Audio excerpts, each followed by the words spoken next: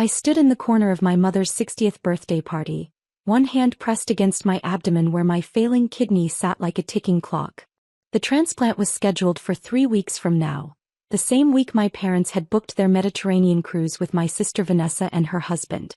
"Dr. Morgan, you remember my youngest, Emma," Mom said to her colleague from the hospital administration office. She waved vaguely in my direction.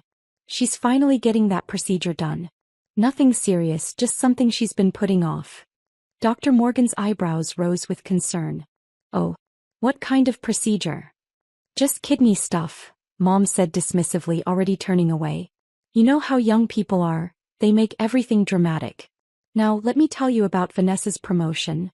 I watched this exchange with the same detached calm I'd developed over the past 6 months.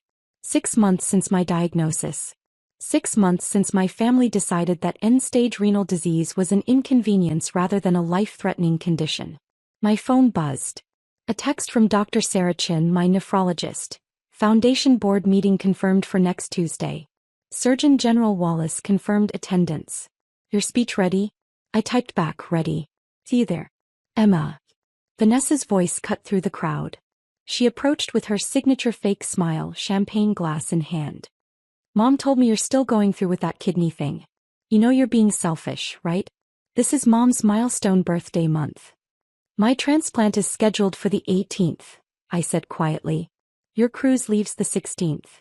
"Exactly. And you know how Mom gets anxious. She'll be worried the whole time we're gone and it'll ruin everyone's vacation." Vanessa leaned closer, her voice dropping. "Can't you just reschedule? It's not like it's an emergency. You've been on dialysis for months. What's a few more weeks? What's a few more weeks?" I'd heard variations of this since my diagnosis, since the day my kidney function dropped below 15% and Dr. Chin told me I needed a transplant within the year or I'd be looking at permanent dialysis and a dramatically shortened life expectancy. "I'll be fine," I said, which was what I always said. "Good. Because honestly, between you and me, I think you're milking this whole sick thing for attention." Vanessa sipped her champagne. "You've always been jealous of me. First my wedding, then my promotion, now Mom's party. There's always some drama with you." I said nothing. There was no point. They'd made up their minds about who I was 6 years ago when I'd left my consulting job to focus on patient advocacy work. "Throwing away your potential," Dad had called it. "Working at some little nonprofit for peanuts while your sister climbs the corporate ladder." What they didn't know, what I'd carefully kept from them, was that my little nonprofit was the National Kidney Foundation's Patient Innovation Division. That I'd spent the past 3 years developing telehealth programs that had expanded dialysis access to rural communities across 15 states. That I'd been invited to speak at medical conferences in Geneva and Tokyo. That next Tuesday I was scheduled to present our 5-year impact report at a press conference where the Surgeon General would announce a new federal initiative based on our work. "Emma, come say hi to Aunt Patricia," Mom called out, and I excused myself from Vanessa's monologue about cruise excursions. Aunt Patricia pulled me into a hug that made my peritoneal catheter site ache. "Your mother tells me you're finally getting that kidney situation handled. I'm so glad it's not serious. I was worried when she first mentioned it, but she said you're being dramatic as usual." "As usual," I echoed. "Well, you know how you are, sweetie. Remember when you insisted you had appendicitis in high school and it was just bad cramps? You've always been a bit of a hypochondriac." She patted my arm. "Thank goodness you're healthy enough to postpone until after their trip. Family comes first." I excused myself to the bathroom, locked the door and pulled up my medical records app. Stage 5 chronic kidney disease. GFR, 11. Transplant scheduled with living donor. My college roommate Jessica, because no one in my family had even offered to get tested. 3 months of compatibility testing, surgical prep, immune system protocols. My phone rang. "Dr. Chin. Emma, I wanted to give you a heads up. The Surgeon General's office just confirmed that several major media outlets will be at Tuesday's conference. CNN, NPR, The Washington Post. They want to do a feature on your rural access program." "That's great," I managed. "You don't sound great. What's wrong?" I told her about the party, about the cruise, about my family's dismissal of my transplant as optional timing. There was a long silence. Then, "Emma, your mother is Margaret Chin. She works in hospital administration at Mercy General, correct?" "Yes."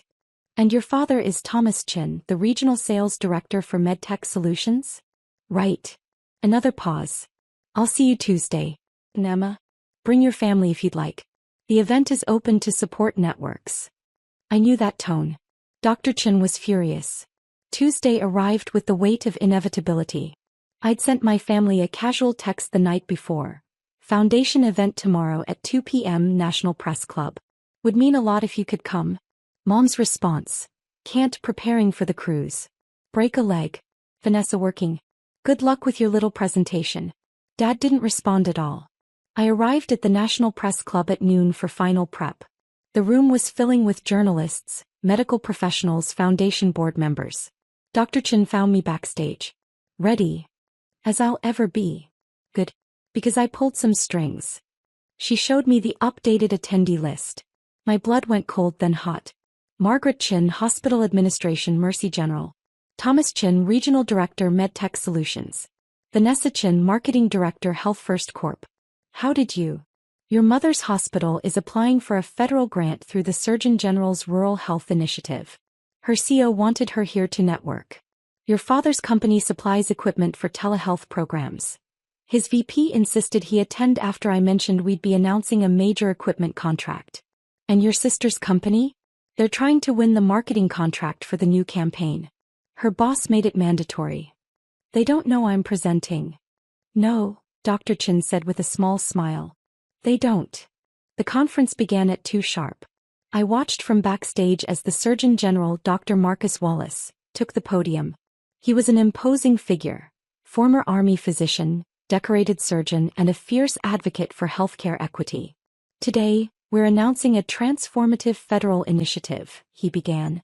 For the past 3 years, we've been piloting a program that has revolutionized kidney care access in underserved communities.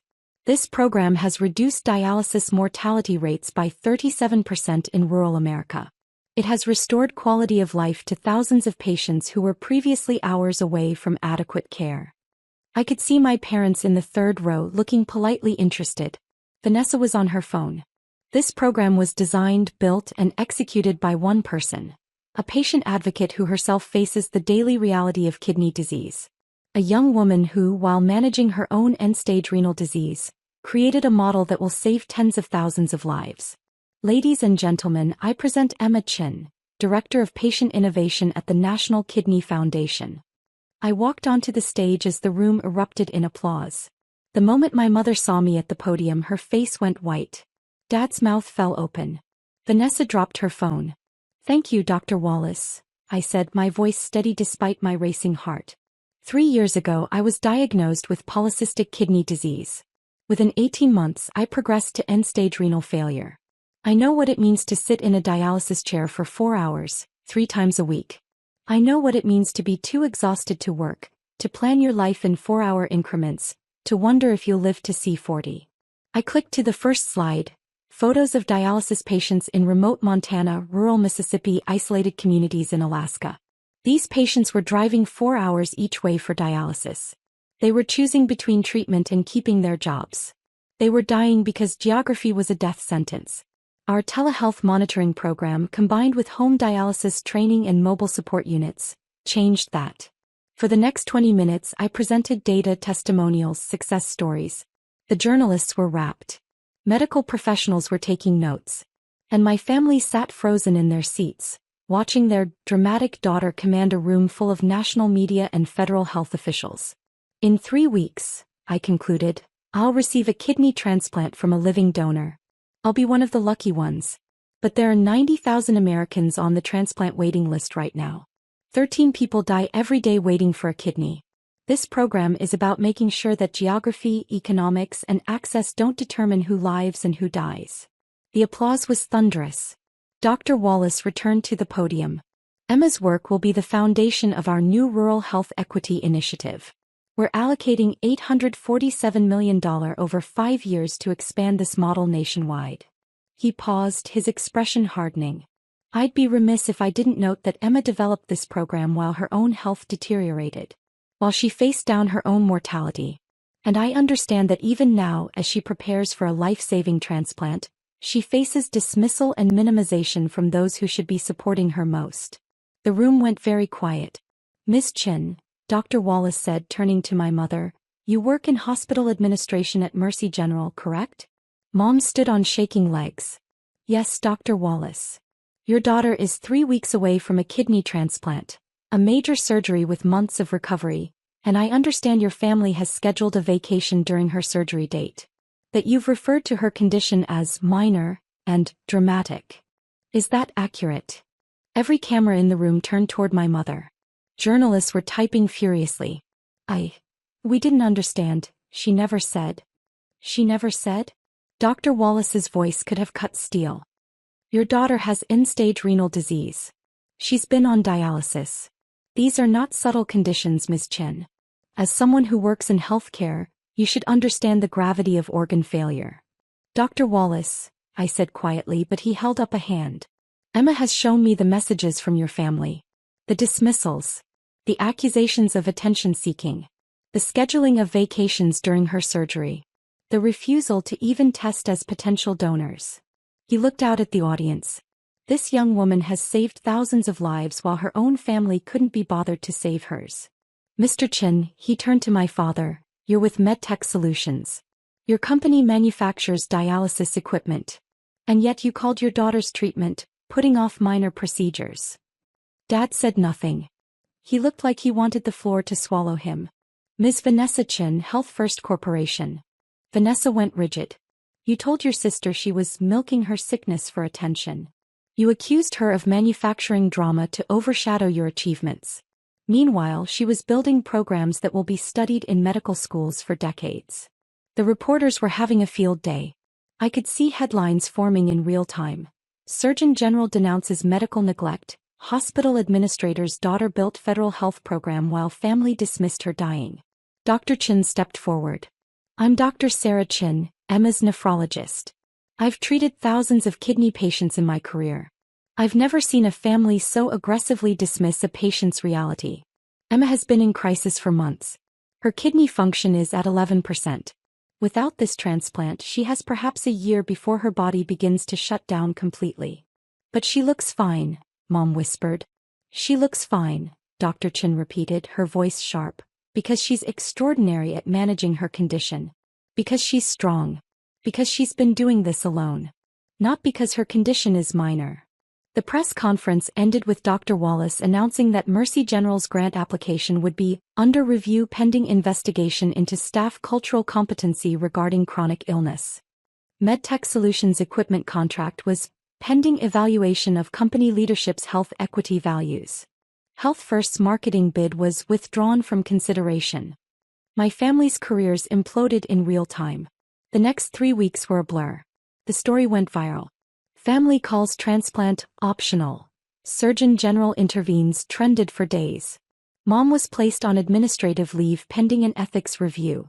Dad's VP called him in for a meeting about his public image problem. Vanessa's boss sent a company-wide email about the importance of compassion in healthcare marketing, pointedly not naming names but making it clear who the message was for. The day before my surgery, I received a flood of messages. Mom, Emma, please. I didn't understand. Let me be there for your surgery. Dad, we made a mistake. We're canceling the cruise. Vanessa, I'm so sorry. I was jealous and cruel. Please forgive me. I responded to all of them the same way. I'll be fine. Focus on your careers. Jessica, my donor, squeezed my hand in the pre-op room. You sure you don't want them here? I'm sure. I have the family I need right here. Dr. Chin stood on my other side, and behind her, a dozen colleagues from the foundation who'd become my real family over the past 3 years. The surgery was successful. Both kidneys, mine and Jessica's, functioned perfectly. My recovery was smooth, monitored by the best medical team in the country, people who understood that minor procedure and kidney transplant occupied completely different universes. 6 months later, the Rural Health Equity Initiative launched nationwide. I stood beside the Surgeon General at 5 regional ceremonies, my scar hidden under professional attire, my new kidney functioning at 92%. My mother lost her position at Mercy General. Not fired but encouraged to resign, after the ethics board found a pattern of dismissing patient concerns that echoed her treatment of me. She now works in medical billing at a small clinic, no longer in decision-making positions. My father's company survived, but he didn't. The VP retired him early, concerned about his judgment. He consults from home now, his reputation permanently tainted by the man who sold telehealth equipment while calling his daughter's dialysis drama. Vanessa's marketing career stalled completely. Health First let her go 6 months after the press conference. She's working in generic corporate communications now, her trajectory from rising star to cautionary tale complete. They still reach out occasionally. Birthday cards. Awkward apology texts. Requests to talk when I'm ready. I'm not ready. I may never be ready. Because the truth is they didn't reject me out of ignorance. They rejected me because acknowledging my illness would have required them to see me as real, as important, as deserving of their attention. It was easier to call me dramatic than to confront their own cruelty. Last week I received the Presidential Volunteer Service Award for my work on the initiative. The ceremony was small, private, meaningful. Dr. Chin and Jessica were there. My foundation colleagues. The patients whose lives had been changed by the program. My family sent flowers to my office. I donated them to the dialysis center where I'd spent so many hours hooked to machines, waiting for people who couldn't be bothered to wait for me. The card with the flowers said, "We're so proud of you. Love, Mom, Dad, and Vanessa." I threw it away unread. Some wounds don't heal. Some families don't deserve forgiveness. And some of us build better families from the people who show up when it matters, not the ones who arrive with apologies after the world has already witnessed their cruelty. My transplant wasn't optional. My work wasn't minor. My life wasn't dramatic. And I'll never again accept anyone into my life who suggests otherwise.